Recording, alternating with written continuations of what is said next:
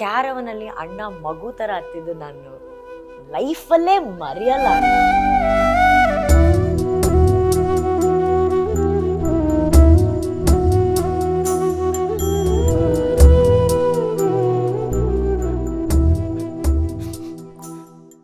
First time ನಾನು ದೇವರಲ್ಲಿ complaint ಮಾಡಿದ್ದು ಒಂದೇ ಒಂದು ಸಲ, ಅಪ್ಪು ಸರ್ನ ನಾವು ಕಳ್ಕೊಂಡಾಗ.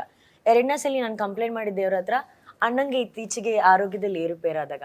ಸರ್, ಈ ವ್ಯಕ್ತಿ ಒಬ್ರ ಬಗ್ಗೆನೂ ಅವರು ಕೆಟ್ಟದಾಗ ಮಾತ್ರ ನಾವು ನೋಡೇ ಇಲ್ಲ.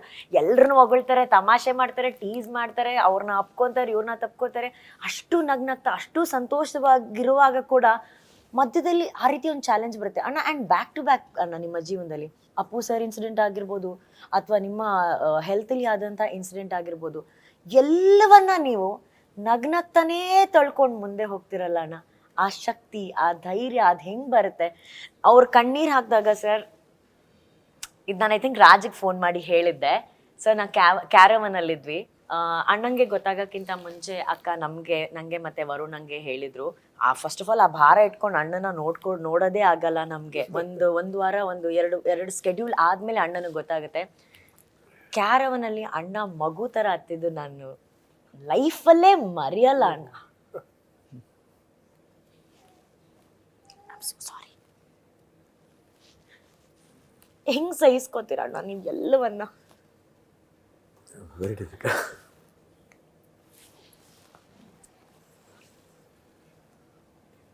ಏನು ಅನಿಸುತ್ತೆ, ಎಲ್ಲರಿಗೂ ಬರುತ್ತೆ, ನಮಗೂ ಬರೋದಿಲ್ಲ, ಅದೇನು ಇದಿಲ್ಲ. ಬಟ್ ಯಾಕೆ, ಏನು, ಅದು ಹುಡ್ಕೋಕ್ಕೆ ಆಗಲ್ಲ. ರೀಸನ್ ಏನು, ಇದರಿಂದ ಎಲ್ಲೋ ಮಿಸ್ಟೇಕ್ ಆಗಿರುತ್ತೆ ಅದು. ಬಟ್ ಏನಂದರೆ ಏನಾಗ್ಬೋದು, ಆಮೇಲೆ ನಮಗೆ ತಕ್ಷಣ ಜ್ಞಾಪಕ ಬರೋದು ಅದು. ಇವಾಗ ಅಂದ ತಕ್ಷಣ ಇದು ಏನಾಗ್ಬೋದು next, what is my next step ಏನು? ಓಕೆ, ಟ್ರೀಟ್ಮೆಂಟ್ ಇದೆ, ಟ್ರೀಟ್ಮೆಂಟ್ ಬಿಟ್ಟು what else we are going to make. ಅಂದರೆ ಶೋ ಮಾಡ್ತಾಯಿದ್ದೀವಿ, ಆ್ಯಂಡ್ ಫಿಲ್ಮ್ ಇದೆ, ಗೀತಾ ಇದ್ದಾರೆ, ಮಕ್ಕಳಿದ್ದಾರೆ, ರೆಸ್ಪಾನ್ಸಿಬಿಲಿಟಿ. ಸ್ವಲ್ಪ ಒಂದು ವೇಳೆ ಏನಾದರೂ ಹೆಚ್ಚು ಏನು ಮಾಡೋದಪ್ಪ ಅನ್ನೋದೇ ಒಂದು ಭಯ. ಜೊತೆಲಿ ಏನೂ ಆಗಲ್ಲ ಅಂತಲೂ ಒಂದು ಧೈರ್ಯ ಇದೆ. ಬಟ್ ಎರಡನ್ನೂ ಮ್ಯಾನ್ಪುಲೇಟ್ ಮಾಡ್ಕೊಂಡು ಹೋಗ್ತಾ ಇರಬೇಕು. ಬಟ್ ನೀವೆಲ್ಲ ಇದ್ರಿ, ಎಲ್ಲರೂ, ಎವ್ರಿಬಡಿ ವಾಸ್ ದೇರ್. ಅಲ್ಲ ಅಣ್ಣ, ಅದು ನೀವು ಹೇಳಿದ್ದು ರಾಜ್. ನಾವು ಆ್ಯಕ್ಚುಲಿ ಅಣ್ಣನ ಹತ್ರ ಮಾತಾಡಬೇಕಾದ್ರೆ ಅಲ್ಲಿ DKD ಸೆಟ್ಟಲ್ಲೇ ಮ್ಯಾಮ್ ಕೂಡ ಇದ್ರು. ಅಣ್ಣ ಹೇಳಿದ್ರು, ಇಲ್ಲ ಇದನ್ನು ನಾವು ಒಂದು ಪ್ರೆಸ್ ಮೀಟ್ ಮಾಡಿಬಿಟ್ಟು ಅಭಿಮಾನಿಗಳಿಗೋಸ್ಕರ ಇದನ್ನು ನಾವು ಹೇಳೋಣ ಅಂತ ಹೇಳಿ. ನಾವು ಅಣ್ಣನ ಹತ್ರ ರಿಕ್ವೆಸ್ಟ್ ಮಾಡಿದ್ವಿ, ಅಣ್ಣ ಬೇಡ ಇದೆಲ್ಲ ಹೇಳೋದು ಯಾಕೆ. ಅಣ್ಣ ಹೇಳಿದ್ರು, ಅದು ಹೆಂಗಮ್ಮ, ನನ್ನ ಕರ್ತವ್ಯ, ನನ್ನನ್ನು ಬೆಳೆಸಿರುವಂಥ ಅಭಿಮಾನಿಗಳಿಗೆ ಗೊತ್ತಾಗಬೇಕು ಅಂತೇಳಿ. ಆ ಕ್ಷಣ ಕೂಡ ಆ ಅಭಿಮಾನಿಗಳ ಬಗ್ಗೆ ಯೋಚನೆ ಮಾಡಿದಂಥ, ನಾನು ಓಪನ್ ಆಗಿ ಹೇಳ್ತೀನಿ, ಏಕೈಕ ನಟ ಯಾರಾದರೂ ಇದ್ದರೆ ಅದು ಶಿವಣ್ಣ ಮಾತ್ರ. He could have easily chosen to go get operated, ಅದನ್ನ ಮುಗಿಸ್ಕೊಂಡು ಸೈಲೆಂಟಾಗಿ ಆರಾಮಾಗಿ ಬರ್ಬೋದಿತ್ತು. ಅಭಿಮಾನಿ ದೇವರುಗಳು ಅಂತ ಅವರ ತಂದೆ ಕರೆದಿದ್ದನ್ನ ಪಾಲಿಸ್ತಾ ಇರುವಂಥ ವ್ಯಕ್ತಿ. ನಾವು ಕಷ್ಟ ಬಂದಾಗ ಯಾರ ಹತ್ರ ಹೋಗ್ತೀವಿ ಸರ್? ದೇವ್ರ ಹತ್ರನೇ ಹೋಗ್ತೀವಲ್ಲ. ಅವರು ಕೂಡ ದೇವ್ರ ಹತ್ರನೇ ಮೊರೆ ಹೋಗಿದ್ದು. ನೀವು ಹೋದ್ಮೇಲೆ ಎಷ್ಟು ಲಕ್ಷ ಜನ ಅಣ್ಣ ನಿಮ್ಮ ಹೆಸರಲ್ಲಿ ಪೂಜೆ ಮಾಡಿದ್ದಾರೆ, ಉಪವಾಸ ಮಾಡಿದ್ದಾರೆ, ವ್ರತಗಳು ಮಾಡಿದ್ದಾರೆ. ಆ ದೇವ್ರು ನಿಮ್ಗೆ ಕೈ ಬಿಡಲಿಲ್ಲ ಅಣ್ಣ. ಅದೇ ಹೇಳಿದ್ರು, ಸಪೋರ್ಟ್ ಹಂಗಿರ್ಬೇಕಾದ್ರೆ ನಾವು. ಆಮೇಲೆ ಬಟ್ ಮನುಷ್ಯರಲ್ಲಿ ಸಹಜ ಅದು, ಏನಾಗ್ಬೋದು ಅನ್ನೋ ಒಂದು ಭಯ ಅದು. ಆಮೇಲೆ ನಾನು ಅನ್ಕೊಂಡಿದ್ದು, ಹೇಳಿದೆ ಎಲ್ಲ ಅದನ್ನೂ ಹೇಳ್ತೀವಿ, ಪಿಕ್ಚರ್ ನೋಡಿ ನಮ್ಮದು ಸಪೋರ್ಟ್ ಮಾಡಿ ಎಲ್ಲ, ಇದು ಮಾತ್ರ ಯಾಕೆ ಮುಚ್ಚಿಡ್ತೀವಿ? ಸಪೋಸ್ ಒಂದು ವೇಳೆ ನಾನು ಹೇಳಿಲ್ಲ, ಹೆಚ್ಚು ಕಡಿಮೆ ಆಗೋಯ್ತು, ಯಾರನ್ನ ಬ್ಲೇಮ್ ಮಾಡ್ತಾರೆ? ನೋಡಪ್ಪ ಏನೋ ಇತ್ತು, ಏನೋ, ಯಾತಕ್ಕೆ ಅದಕ್ಕೆ ನಾವು ಆನ್ಸರ್ಬಲ್ ಆಗಿರಬೇಕು? ಇರೋದು ಓಪನ್ ಆಗಿರೋಣ. ಅವ್ರು ಎಷ್ಟು ಓಪನ್ ಆಗಿರ್ತಾರೆ ನಮಗೆ, ನಾವು ಓಪನ್ ಆಗಿರೋಣ ಬಿಡಿ, ಅಷ್ಟೇ. ಹುಟ್ಟು ಎಷ್ಟು ನಿಜನೋ ಸಾವು ಅಷ್ಟೇ ಅಲ್ವಾ? ಮಿಡಲ್ಲಿ ನಾವೇನು ಡ್ಯಾಶ್ ಏನಂತೀವಿ, ಅದೇ ನಾವು ಇದು ಮಾಡ್ಕೊಂಡು ಹೋಗೋದು ಲೈಫ್ಲಿ. ಆ ಪ್ರೀತಿ ವಿಷಯ ಅದೇ ಬೆಳೆಸ್ಕೊಂಡು ಹೋಗೋದು. ಅದನ್ನೆಲ್ಲ ದಾಟ್ಕೊಂಡು ಹೋಗ್ಬೇಕು. ನೆಗೆಟಿವ್ನ ಪಾಸಿಟಿವ್ ಆಗಿ ಕನ್ವರ್ಟ್ ಮಾಡ್ಕೋಬೇಕು. ನಾನು ನೆಗೆಟಿವೇ ಸಾಧನೆ. ರಜನಿ ಸರ್ ಚೆನ್ನಾಗಿ ಹೇಳ್ತಾರೆ, ಶೋಧನೆ ಒಂದಾನೆಯ ಸಾಧನೆ. ಜೀವನ ಎಲ್ಲ ಒಂದೇ ತರ ಜೀವನನೇ ಅಲ್ಲ ಅದು. ಏನು ಹೇಳಿದ್ರು ಅದೇ ಜೀವನ ಅದು. ಸರ್, ಅವ್ರು ಹೇಳಿದ್ರು ಆ 45 ಟೈಮಲ್ಲಿ, ಆ ಕ್ಲೈಮ್ಯಾಕ್ಸ್ ಟೈಮಲ್ಲೇ ಅಣ್ಣ ಆ್ಯಕ್ಚುಲಿ ಅಲ್ಲಿ ಹೋಗಬೇಕಾಗಿತ್ತು. ಆ ಶೂಟಿಂಗ್ ಮುಗಿಸಿ, ಇನ್ಫ್ಯಾಕ್ಟ್ ಅರ್ಜುನ್ ಸರ್ ಪ್ರತಿದಿನ ಪಾಪ ಹೇಳ್ಕೊಳ್ಳೋರು, ಮೇಡಮ್ ನನಗೆ ನನ್ನ ಬಗ್ಗೆನೇ ಒಂಥರ ಬೇಜಾರಾಗ್ತದೆ, ಅಣ್ಣನ ನಾನು ತುಂಬ ಟಾರ್ಚರ್ ಮಾಡ್ತಿದ್ದೀನೋ ಏನೋ ಅಂತೇಳಿ. ಆ ಪಾತ್ರ, ಆ ಗೆಟಪ್ಪು, ಇವೆಲ್ಲವನ್ನ ನೋಡ್ತಾ ಇದ್ದಾಗ you as an actor, as a director, as a fan, ಆ ವ್ಯಕ್ತಿಯ ಆ ಕಮಿಟ್ಮೆಂಟ್ ಬಗ್ಗೆ ನಿಮ್ಗೆ ಎಷ್ಟು ಹೆಮ್ಮೆ ಅನ್ಸುತ್ತೆ? ಈಗ ಕಮಿಟ್ಮೆಂಟ್ ಮಾಡೋದು ಬೇರೆ, ಅದನ್ನ ನಾವೇನ್ ಮಾಡ್ತೀವಿ ಎಷ್ಟೋ ಸಲ ತುಂಬಾ ದೊಡ್ಡದಾಗಿ ತೋರ್ಸಕ್ ಟ್ರೈ ಮಾಡ್ತೀವಿ. ನಾನು ಇದನ್ನ ಮಾಡ್ತಾ ಇದ್ದೀನಿ ಅನ್ನೋದನ್ನ ತುಂಬಾ ದೊಡ್ಡದಾಗಿ ತೋರ್ಸಕ್ ಟ್ರೈ ಮಾಡ್ತೀವಿ. ಮಕ್ಳಲ್ಲದಿರಲ್ಲ. ಕರೆಕ್ಟ್. ಮಕ್ಳು ಯಾವತ್ತೂ ಕೂಡ ಅದ್ ಮಾಡಿದ್ರೆ ಅದ್ರಲ್ಲೊಂದು ಮುಗ್ಧತೆ ಇರುತ್ತೆ. ಅದು ದೊಡ್ಡತನ ಅಂತ ನಾನು ಯಾವತ್ತೂ ಭಾವಿಸ್ತೀನಿ. ಅವ್ರು ಯಾವತ್ತೂ ಕೂಡ ಅದನ್ನ ಮಾಡ್ಬೇಕಲ್ಲ, ಅದ್ರಲ್ಲಿ ಏನಿದೆ, ಮ್ಯಾಟರ್ ಆಫ್ ಫ್ಯಾಕ್ಟ್ ತರ ಹೇಳ್ತಾ ಇದ್ರು. ನಮಗ್ ಅದ್ ಅನ್ಸ್ತಾ ಇತ್ತು, ಏನಿದೆ ಹಿಂಗೆ. ಈಗ ನೆನ್ನೆ ಒಂದು ಶೀತ ಬಂದಾಗ ನಾವು ಇಡೀ ಇಂಟರ್ವ್ಯೂ ಕೊಡ್ಬೇಕು ಅಂದ್ರೆ ನಮ್ಗೊಂದು ಇರಿಟೇಷನ್ ಒಳಗಡೆ ಇರುತ್ತೆ, ಸುತ್ತ ನೋಡಿದವ್ರಿಗೆ ಬೈಬೇಕು ಅಂತ ಅನ್ಸ್ತಾ ಇರುತ್ತೆ. ಬಟ್ ಅಂತ ವಿಷಯದಲ್ಲಿ ಅದೇ ರೀತಿ ಅಂದ್ರೆ ಈಗ ಅವ್ರ ಒಳಗಡೆ ಏನಾಗ್ತಿತ್ತು ಅಂತ ನಾವ್ ಯಾವತ್ತೂ ನೋಡಕ್ಕೆ ಆಗ್ಲಿಲ್ಲ, ಅವ್ರು ತೋರ್ಸ್ಕೊಡ್ಲಿಲ್ಲ. ಯಾಕೆಂದ್ರೆ ಅವ್ರು ತೋರ್ಸ್ಕೊಟ್ರೆ ನಮಗೆಲ್ಲಿ ಭಯ ಆಗುತ್ತೋ ಅನ್ನೋ ತರ. ಐ ಥಿಂಕ್ ಅಷ್ಟೇ. ಉಪೇಶ ನಾನೇನೋ ಇವ್ರ ಥರನೇ ಆಗ್ಬಿಟ್ಟಿದ್ದೆ. ಇವ್ರು ಹೋದೆ ನೋಡಿದೆ, ಶಿವಣ್ಣ ಸಖತ್ತ ಕಾಣಿಸ್ತೀರಿ, ಏನಾಗಲ್ಲ ಶಿವಣ್ಣ, ಅವಾಗೆಲ್ಲ ನಿಮ್ಮ ಮನೇಲಿ ಮಾತಾಡಿದ್ವಿ ಎಲ್ಲ ಜಾಲಿಯಾಗಿ. ನಾನು ತುಂಬ ಏನು ಹೇಳಿ ಅವ್ರ ಥರನೇ ಪಾಸಿಟಿವ್ ಆಗಿ ಅವ್ರ ಥರನೇ ಮಾತಾಡಿ ನಕ್ಕು, ಅದೇನು ಮಾತಾಡಬಾರ್ದು. ಮಾತು ಯಾರೂ ಆಡಿಲ್ಲ ಅನ್ಸುತ್ತೆ, ಮಾತಾಡಿಲ್ಲ, ವಾ ಸಖತ್ ಅಂತ ಎಲ್ಲ ಪಾಸಿಟಿವ್ ಆಗಿ ಹೋಗೋಣ. ನಿಜ ನಿಜ ನಿಜ.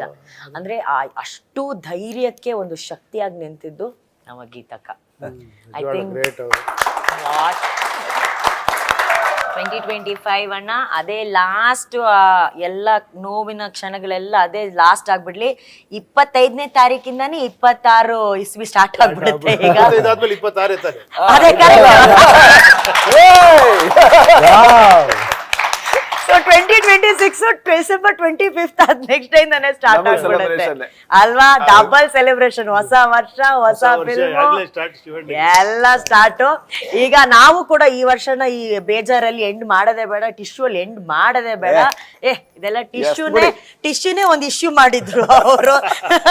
ಟಿಶ್ಯೂ ತಳ್ಳದೆ ಒಂದು ನ್ಯಾಷನಲ್ ಲೆವೆಲ್ ಇಶ್ಯೂ ಮಾಡಿದವರು ಅವರು. ಅವ್ರ ಮುಂದೆ ಈ ಟಿಶ್ಯೂನೆಲ್ಲ ಸೈಡ್ಗೆ ಇಡೋಣ. ಇಷ್ಟೆಲ್ಲ ಮಾತುಕತೆಯಲ್ಲಿ ನಾವು ಒಂದ್ ವಿಷಯನ ಮರ್ತೇ ಹೋಗ್ಬಿಟ್ವಿ ನೋಡಿದ್ರ, ಆಫ್ರೋ ಟಾಪಾಂಗ್.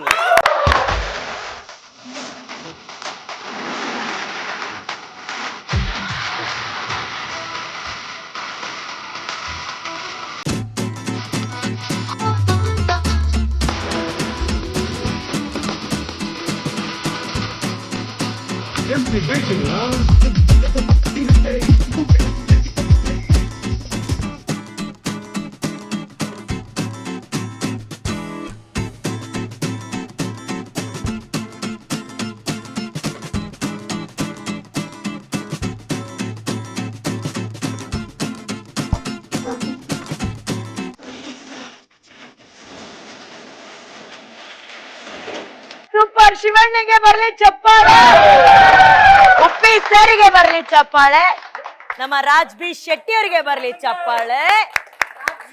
ತುಂಬ ಫಸ್ಟ್ ಕ್ಲಾಸ್ ಆಗಿತ್ತು.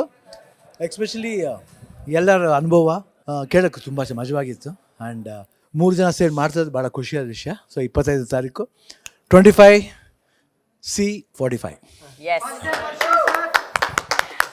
ರಾಜ್, ನಮ್ಮ ಅರ್ಜುನ್ ಜನ್ಯ ಅವರ ಫಸ್ಟ್ ಡೈರೆಕ್ಷನ್. ಇವತ್ತು ಆಕ್ಚುಲಿ ಪಾಪ Arjun Janya sir cinema related ಕೆಲಸದಲ್ಲಿ ತುಂಬಾ ಬ್ಯುಸಿ ಆಗಿದ್ದಾರೆ. ಬಟ್ ಒಂದ್ ಚಪ್ಪಾಳೆ ನಮ್ಮ ಅರ್ಜುನ್ ಜನ್ಯ ಸರ್ ಬರಲೇಬೇಕು. Thank you Arjun sir, we really missed you. ನಿಮ್ಮ ಮಾತಿದ್ರೆ ಇನ್ನೂ ಖುಷಿ ಆಗಿರ್ತಿತ್ತು. But Raj, so thank you. ಅಂದ್ರೆ ಇಷ್ಟು ಜನ ನಮ್ಮ ಇಬ್ಬರು ದಿಗ್ಗಜರನ್ನ ನೋಡಕ್ ಬಂದಿದ್ದೀರಾ. ಇಬ್ರು ನಾನೊಬ್ಬ ನಟ ಅವ್ರ ಜೊತೆ ಇದ್ದೀನಿ ಬಸ್. ನಾನು ಆಮೇಲೆ ಬರ್ತೀನಿ.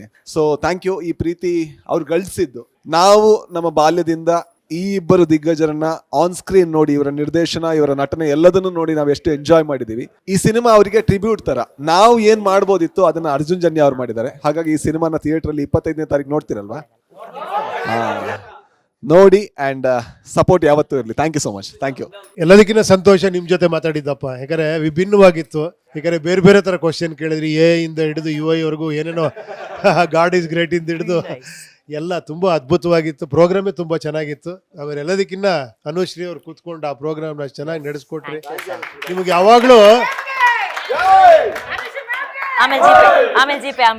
ಇಲ್ಲಿ ನಿಜವಾಗ್ಲು ನನ್ನ ಏನೋ 3 ದಿಗ್ಗಜರಿದ್ದೀರ, 1 2 3 ನಿಜವಾಗ್ಲು ಯಾಕೆ ಆಗ್ಬಾರ್ದು? ನಮಗೆ ಹೇಳ್ಬೇಕಾದ್ರೆ ಮಾತ್ರ ನೀವು ಒಪ್ಕೊಳ್ತೀರಾ, ನಾವ್ ಹೇಳಿದ್ರೆ ನೀವ್ ಯಾಕೆ ಒಪ್ಕೊಳ್ಳಲ್ಲ? ಕರೆಕ್ಟ್ ಅಲ್ವಾ? ಅಲ್ಲ, ಬೇಸಿಕಲಿ ಏನ್ ಗೊತ್ತಾ, ನಾನು ಏನಕ್ಕೆ ಏನು ಹೊಗಳಿಕೆ ಯಾಕೆ ಒಪ್ಕೊಳ್ಳಲ್ಲ, ನನಗೊಂದು ಮುಂಚೆಯಿಂದನೂ ಹೇಳ್ತೀನಿ, ನನಗೆ ವ್ಯಕ್ತಿ ಪೂಜೆ ಇಷ್ಟ ಆಗಲ್ಲ. ನಾನು ರಾಜಕೀಯದಲ್ಲಿ ಹೇಳ್ತಿರೋದು ಅದನ್ನೇ, ವಿಚಾರಗಳು ಪೂಜೆ ಮಾಡ್ಬೇಕು, ನಾವು ವ್ಯಕ್ತಿ ಪೂಜೆ ಮಾಡಬಾರ್ದು ಅಷ್ಟೇ. ಅದು ನನಗೆ ಅನ್ವಯಿಸುತ್ತೆ. ನನ್ನ ವಿಚಾರಗಳು ನೀವು ಇಷ್ಟಪಡಿ, ನನ್ನ ಇಷ್ಟಪಟ್ಟು ಪ್ರಯೋಜನ ಇಲ್ಲ. ಯಾಕಂದ್ರೆ ನಾನು ಒಂದಿನ ಹೋಗ್ತೀನಿ, ಅದಲ್ಲ, ಆ ವಿಚಾರಗಳು ಯಾವತ್ತೂ ಉಳ್ಕೊಬೇಕು. ಇವತ್ತು ಅಣ್ಣವ್ರ ಬಗ್ಗೆ ಯಾಕಷ್ಟು ಮಾತಾಡ್ತೀವಿ ಅಂದ್ರೆ ಅವ್ರ ವಿಚಾರಗಳು, ಅವ್ರು ಮಾತಾಡೋ ಇದು ಇವತ್ತು ನಮ್ಮ ತಲೆಯಲ್ಲಿದೆ. ಏನ್ ಹೇಳಿ? ಸೊ ಅದು ಯಾವಾಗಲೂ ವಿಚಾರಕ್ಕೆ ಗೌರವ ಕೊಡಿ, ಯಾವಾಗಲೂ ವ್ಯಕ್ತಿಗಳಿಗಲ್ಲ.